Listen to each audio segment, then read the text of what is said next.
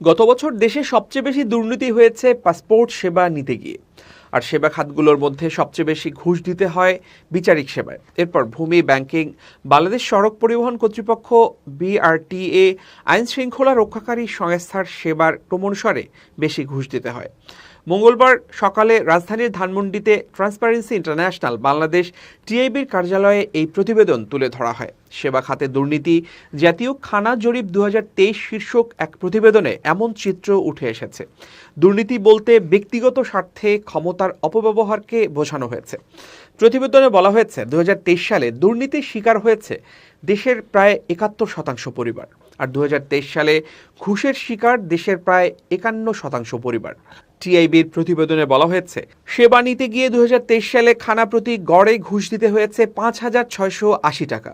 বিচারিক সেবা নিতে গিয়ে খানা প্রতি ঘুষ দিতে হয়েছে 30,972 টাকা। এরপর ভূমি সেবায় 11,776 টাকা, ব্যাংকিং সেবায় 7,681 টাকা, বিআরটিএ সেবায় 6,654 টাকা, আইনশৃঙ্খলা রক্ষাকারী সংস্থার সেবায় 5,221 টাকা করে খানা প্রতি ঘুষ দিতে হয়েছে।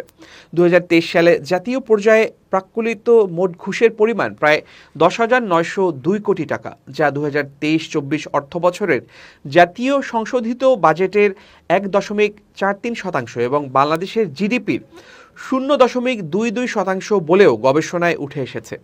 টিআইবির খানা জরিপের তথ্য অনুযায়ী 2009 থেকে 2024 এপ্রিল পর্যন্ত সেবা খাতে জাতীয় পর্যায়ে মোট ঘুষের ন্যূনতম প্রাক্কলিত পরিমাণ 1,46,252 কোটি টাকা। টিআইবির নির্বাহী পরিচালক ডক্টর ইফতেখারুজ্জামান বলেন, মানুষ দুর্নীতিবাজদের ঘৃণা করে না, তাদেরকে প্রধান অতিথি করে বিভিন্ন অনুষ্ঠানে নেওয়া হয়। দুর্নীতির বিরুদ্ধে সামাজিক প্রতিরোধ গড়ে তুলতে হবে, জবাবদিহিতা নিশ্চিত করতে হবে, দুর্নীতিতে জড়িতদের বিরুদ্ধে আইনগত ব্যবস্থা নিতে হবে।